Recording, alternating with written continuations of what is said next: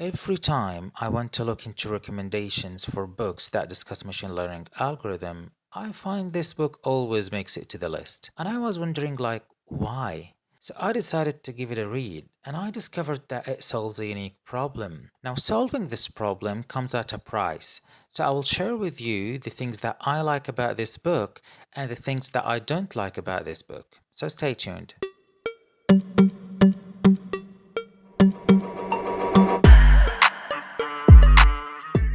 So the book split into two main parts: shallow learning using scikit-learn library, and it covers support vector machines, decision trees, random forests, and so on, and deep learning using TensorFlow and Keras, covering convolution neural network, recurrent neural network, GANs, and reinforced learning. And it doesn't stop at that, so it even covers deployment and scaling machine learning models. This makes it suitable for people who wants to learn how to implement traditional machine learning models, and also for data scientists who want to understand and implement deep learning concepts. However, this combination is common in the majority of machine learning books, and it doesn't give the book any particular advantage. The unique problem that it addresses is the balance between the theory and the implementation using Python. Not only does it achieve this balance, but also it balances between the depth and the breadth. Let's see an example.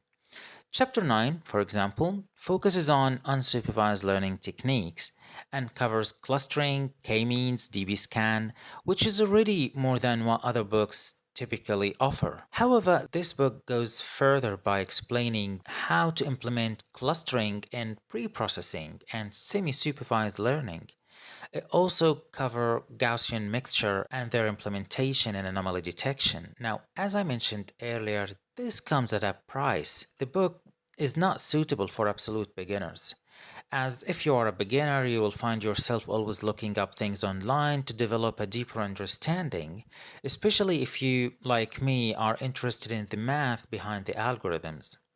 For instance, in chapter 6, which covers decision trees, the easiest algorithm in this book, it shows how to train and visualize decision tree in Python and briefly discuss the Gini index and cart algorithm. Although it presents the equations and it provides a brief explanation, it doesn't go into a step-by-step breakdown. On the other hand, it covers more topics horizontally, like entropy versus Gini, regression using decision trees, and decision trees drawback. Now, I understand that it's not possible to cover topics horizontally and vertically, or else the book would be extremely huge, especially that the author acknowledged this in the introduction. So this book offers tons of best practices, which help a lot in job interviews, by the way, including end-to-end machine learning project, which is probably my favorite chapter in the book, and it's packed with information and worth every penny you spend on it. So these are my thoughts on this book, and I would like to hear yours. So please leave a comment if you read this book, and don't forget to like, share, and subscribe.